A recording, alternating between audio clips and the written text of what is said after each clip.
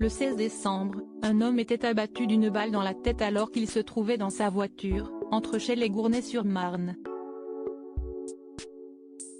Selon les informations du Parisien, la victime n'était autre qu'un dénommé Bastso, le manager du rappeur Maes. Que s'est-il passé le 16 décembre dernier en Seine-et-Marne, alors qu'un homme était abattu de sang-froid dans sa voiture? Ce jeudi 22 décembre, le Parisien révèle que la victime, qui se faisait appeler Bastso, était en réalité le manager de Maes, l'un des rappeurs les plus populaires de ces dernières années. Alors qu'il roulait à bord de sa Peugeot 3008, celui dont le vrai nom était Batiré Mendy a été touché par une balle au niveau du cœur, puis a perdu le contrôle de son véhicule avant d'emboutir 3 voitures au centre de Gournay-sur-Marne. Âgé de 37 ans, Bastso n'a pas survécu à ses blessures. Selon des témoins présents sur place, 2 individus en scooter semblaient suivre la victime avant le drame, mais l'enquête n'a pour l'instant pas permis de déterminer si les 2 hommes en question étaient bien impliqués dans le meurtre.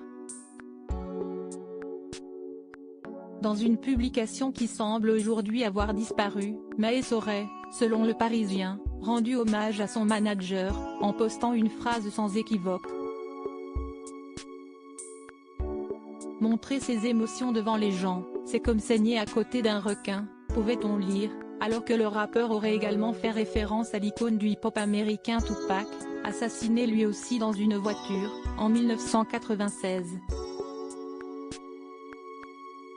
Ce à quoi le rappeur Booba, qui entretient des liens tendus avec Maes, aurait répondu « T'es devenu poète, Georget.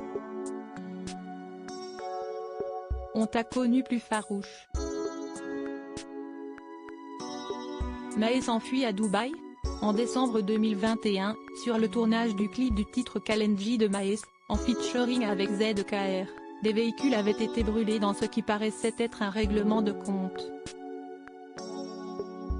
Par la suite, une note audio du rappeur originaire de Sévran avait fuité sur les réseaux sociaux, dans laquelle il affirmait être en cavale à Dubaï, semblant fuir des personnes de son quartier qui lui voudraient du mal.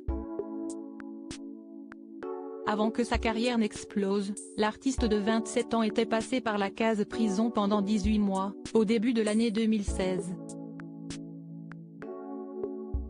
Le 7 juin dernier, il annonçait être papa de jumeaux, 2 ans après la naissance de son premier enfant.